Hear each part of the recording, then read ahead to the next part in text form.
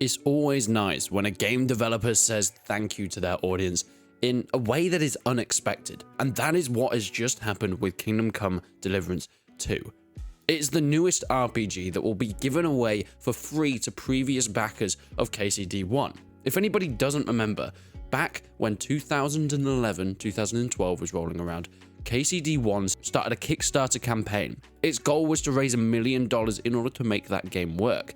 And, well, after trailer after trailer, they hit it. Daniel Vavra, the lead designer, and of course, the head at Kingdom Come Deliverance, showed that they had what it takes to usher in a new era of medieval games, and people were excited for it. You could tell because of the amount of money people donated towards it. I mean, the Kickstarter campaign for Kingdom Come Deliverance is almost legendary at this point, with its goal to raise just £300,000, gaining over $1 million was something quite special. And because of it, we got all the features that were promised, if not more.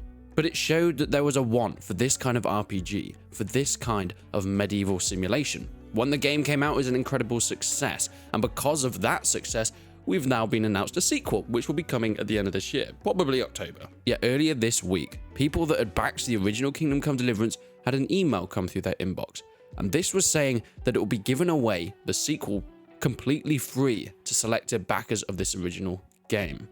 The release date is set to be in 2024, and whilst we don't have a specific date already, we do know that it is going to be so much bigger and so much better than the first. The story is carrying on of Henry of Skalitz and of course Hans Capon, who's his trusted sidekick, and there's almost rumours that you'll be able to play as Hans Capon as well as like a dual narrative.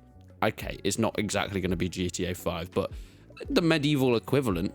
A Reddit user shared an email that they'd allegedly received from Warhorse, explaining that they'd be getting KCD2 for free. It said, "Thanks to your gracious crowdfunding to support Kingdom Come Deliverance on Kickstarter or our website years ago, we've now gotten a new chapter of Henry's journey, the development of Kingdom Come Deliverance 2.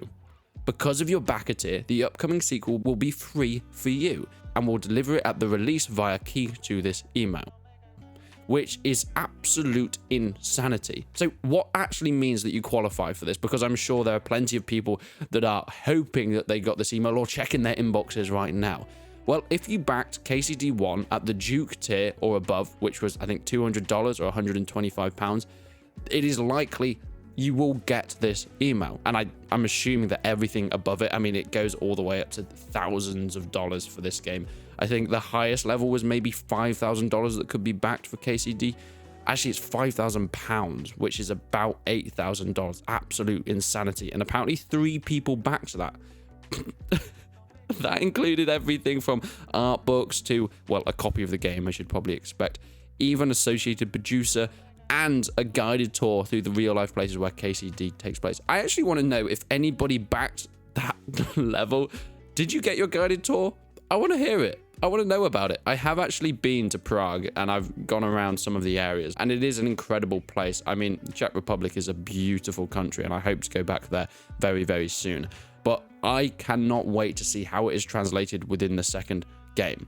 And the fact that they're bringing it for free to people that backed the original game, and granted, it is £125 you would need to back, which is obviously way more considering the cost of the game. But it says something a lot about Warhorse Studios, and something that we don't see that often. You see, in a world of companies that always seem to be taking advantage of their community and the fans that have really made this game bigger, Warhorse seems to be doing the opposite. They've given us a game, or at least from what we can see from its trailers, that is a sequel authentically recreating what everybody wanted. It's double the size, it adds in more features, and it is still focusing on the single-player story. No news of multiplayer, no live action services, no microtransactions. This is one of the last pure games that we have at this point in time. And whilst we still have no confirmation whether those things could come in the future, I think it's a good indicator that Warhorse Studios are still keeping on track and at least keeping their morals by giving away a game for free for people that backed the first one. They didn't need to do this, but they have decided to because of how grateful they are for this.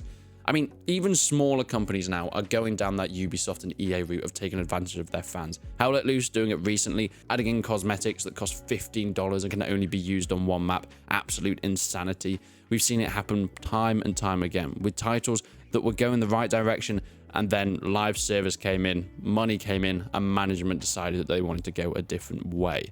And I'm so glad that Kingdom Come Deliverance is not doing that. Not only this, but Warhorse Studios aren't shouting about this. This is not an advertising campaign for them. They've just decided to email each individual person, and it's only because the individuals leaked it on Reddit that anybody actually knows that this is going on. So if you haven't already, go and check your emails. If you backed KCD in its first iteration, there could be something waiting for you. And if you didn't, I would say this is still a positive.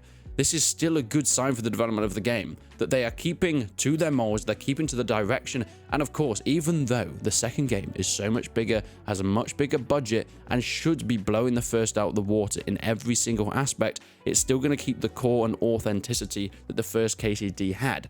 So in every aspect, this is a positive, not just for the company, not just for the fans, but the direction of the game as well, and hopefully meaning that the release is going to be something very, very positive. But let me know what you think. Do you think that this is a sign of things to come, or just a PR stunt by the guys over at Warhorse? I guess either way, if you did back it back in the day, well, go and check your emails.